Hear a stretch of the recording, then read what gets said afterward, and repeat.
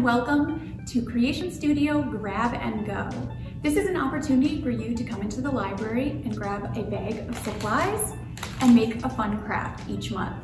For the month of December, we are going to be making Pom-Pom Pinecones. This is my Pom-Pom Pinecone grab and go bag. I'm gonna open up and let's see what's inside.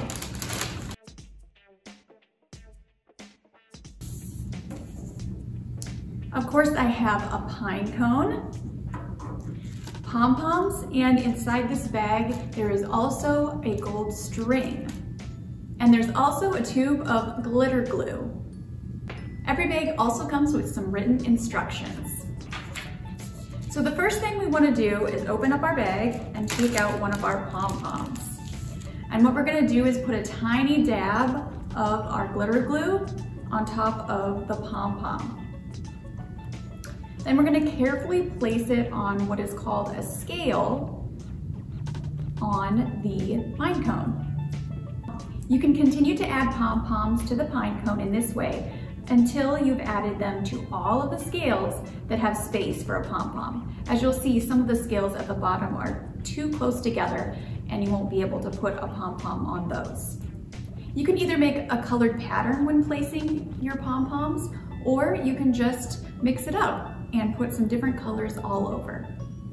Then what you want to do is let it dry for at least 2 hours. This way, when we are going to attach the string and we need to turn the pine cone over, all the pom-poms will stay put and not fall off.